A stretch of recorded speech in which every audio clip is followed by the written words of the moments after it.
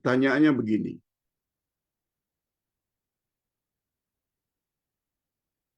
Saya ada satu soalan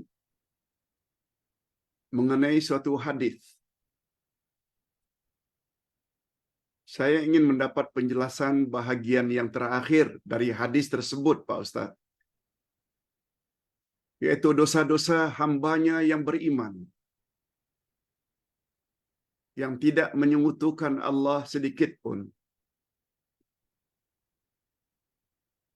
Allah akan berikan kepada orang-orang Yahudi dan Nasrani. Dosa-dosa hamba Allah yang beriman dan dia tidak menyekutukan Allah sedikit pun. Kalaupun orang tersebut ada dosa, dosa itu Allah bebankan kepada orang Yahudi dan Nasrani. Bunyi hadis itu begini. Di akhirat nanti ada 3 golongan. Dari Abu Musa al-Asy'ari radhiyallahu anhu meriwayatkan bahwa Rasulullah sallallahu alaihi wasallam bersabda,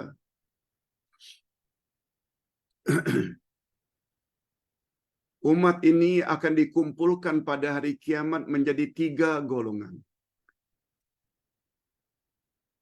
3 golongan.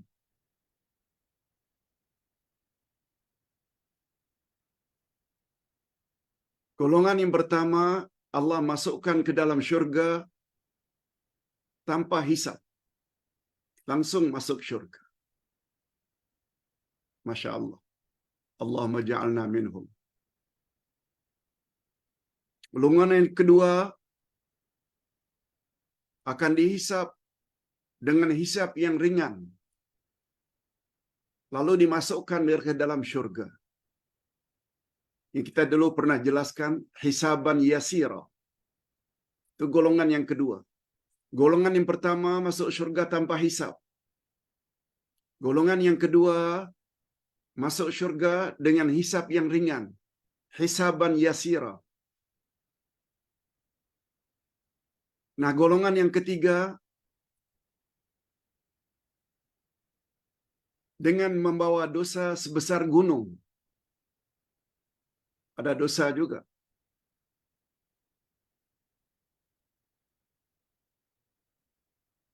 Lalu Allah bertanya kepada malaikat, siapa mereka ini? Banyak bawa buat dosa. Para malaikat menjawab, mereka adalah hamba-Mu ya Allah. Mereka beribadat kepadamu dengan sesuatu. Mereka tidak menyekutukan kamu ya Allah dengan sesuatu apapun. Maknanya tauhidnya murni. Tapi dosa yang dia buat banyak, sebesar gunung Uhud. Allah tanya, siapa mereka ini? Malaikat menjawab, mereka adalah hamba-Mu.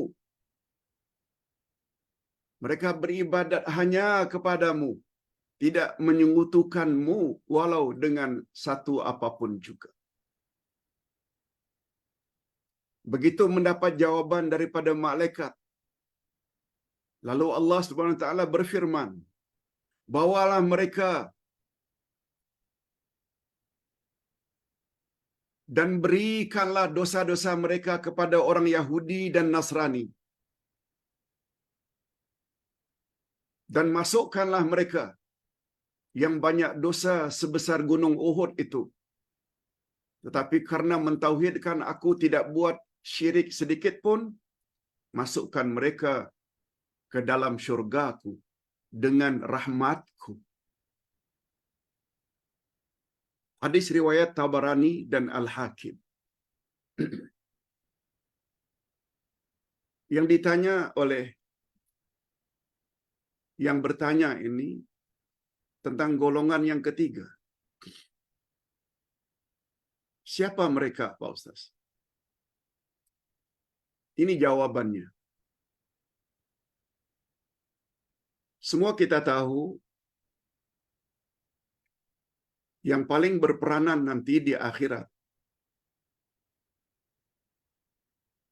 ada tiga. Yang paling berperanan di akhirat nanti ada tiga. Amal saleh. Dia sangat menolong kita layak masuk syurga. Sama ada masuk syurga tanpa hisab atau masuk syurga dengan hisab yang ringan. Dua. Itu yang pertama. Yang kedua, seseorang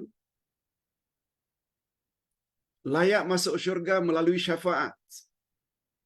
Kita dah belajar bab syafaat. Syafaat maknanya pertolongan. Sama ada pertolongan itu daripada Rasul, daripada malaikat, atau siapa saja yang mendapat izin daripada Allah untuk memberi syafaat. Semua kita tahu, hatta puasa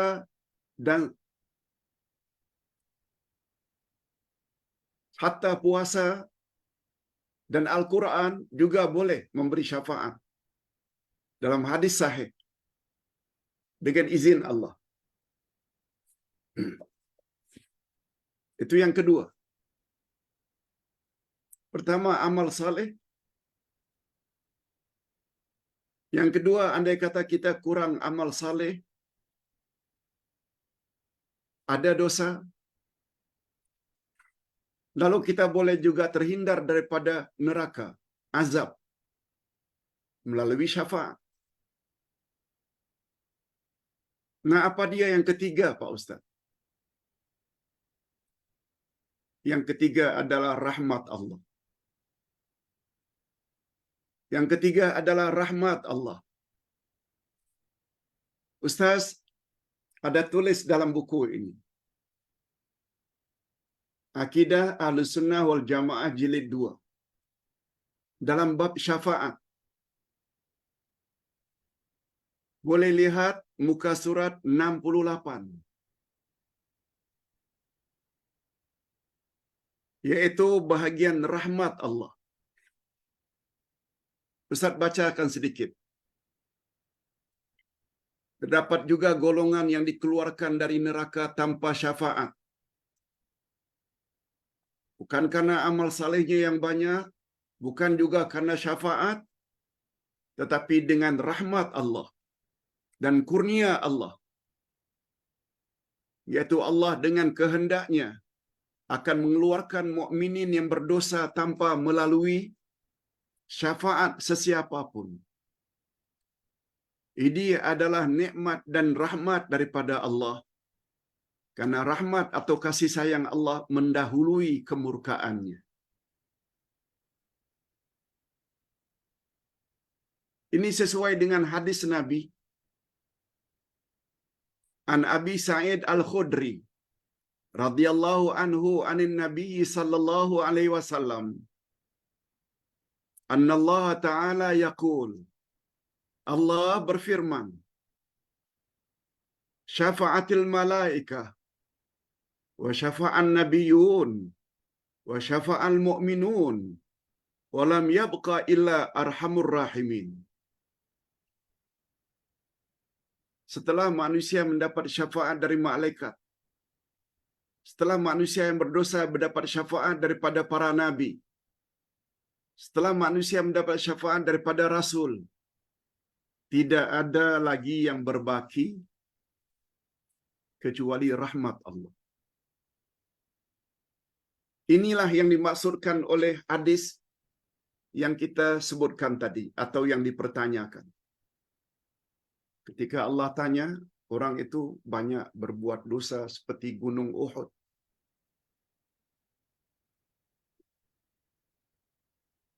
Lalu Allah bertanya, walaupun Allah Maha tahu, tapi untuk pengajaran bagi kita, betapa hebatnya kedudukan tauhid. Siapa mereka, wahai malaikat?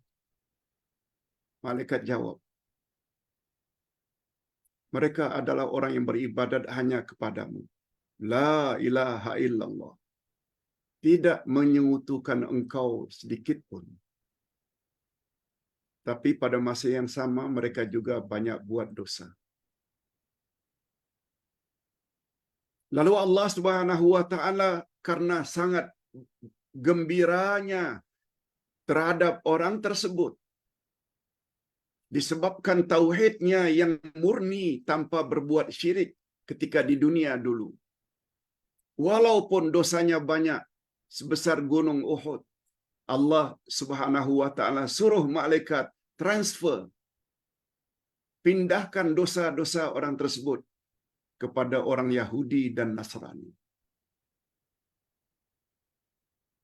Mengapa ditujukan kepada Yahudi dan Nasrani? Wallahu a'lam. Yang itu Ustaz tak boleh jawab. Tapi pengajaran yang dapat diambil, begitu tinggi nilai orang yang mentauhidkan Allah. Walaupun di akhirat nanti dosanya banyak sebesar bukit Uhud, semuanya Allah tak kira itu sebagai dosa. Disebabkan karena tauhidnya yang murni. Inilah yang Ustaz selalu sebut-sebut. Pembelajaran Islam di Nusantara. Kalau ikut sunnah Nabi, pembelajaran Islam mesti diawali dengan tauhid dulu, dengan akidah dulu. Bukan pembelajaran Islam diawali dengan ibadat. Kan? 2 kalimat syahadat dahulu, baru salat, puasa, zakat, dan haji. Bagaimana urutan dalam rukun Islam.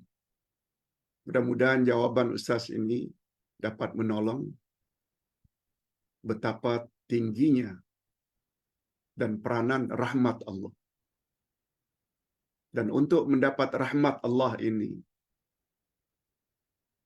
kita mesti mempunyai 3 sifat.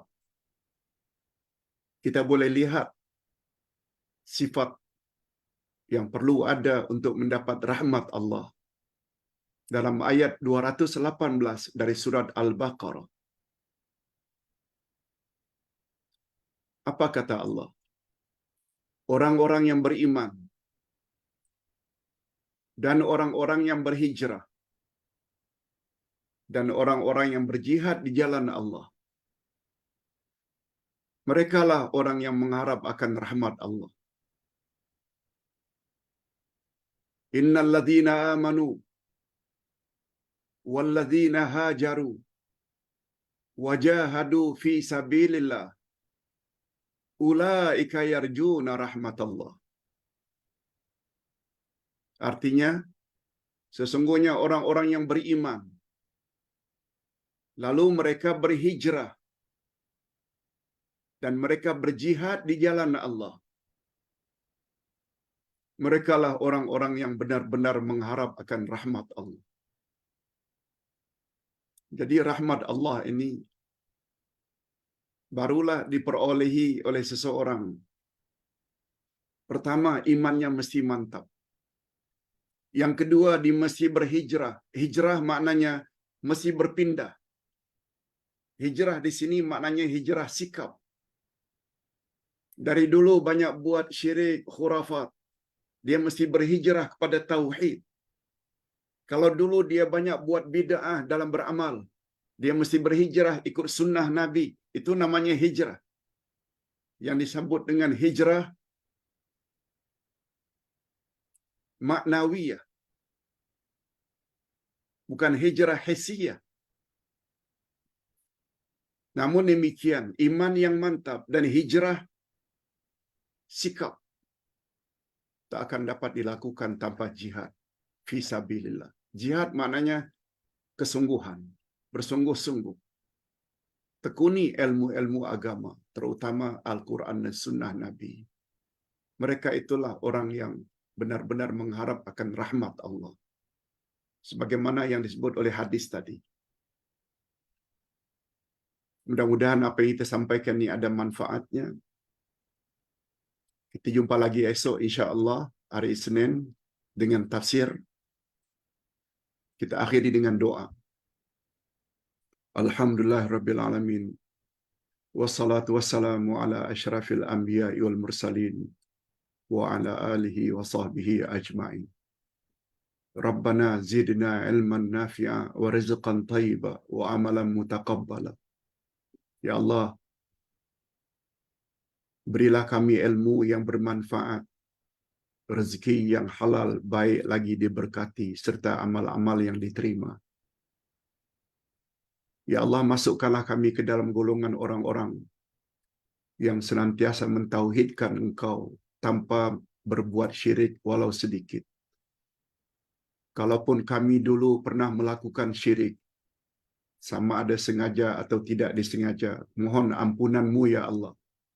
Kami bertobat, kami tidak akan mengulanginya lagi. Sebab syirik adalah dosa yang sangat besar. Birahmatika ya arhamar rahimin. Selain itu, berilah kami kekuatan ya Allah untuk senantiasa menjadikan Rasul-Mu Nabi Muhammad sallallahu alaihi wasallam sebagai contoh teladan, khasnya dalam urusan akidah, ibadat dan akhlak. Allahumma khtim lana bi husnil khatimah wa la takhtim alaina bi su'il khatimah. Wa sallallahu ala nabiyyina Muhammad wa ala alihi wa sahbihi ajma'in. Subhana rabbika rabbil izzati amma yasifun wa salamun alal mursalin walhamdulillah rabbil alamin. Subhanakallahumma wa bihamdik asyhadu an la ilaha illa anta astaghfiruka wa atubu ilaik. Wassalamualaikum warahmatullahi wabarakatuh.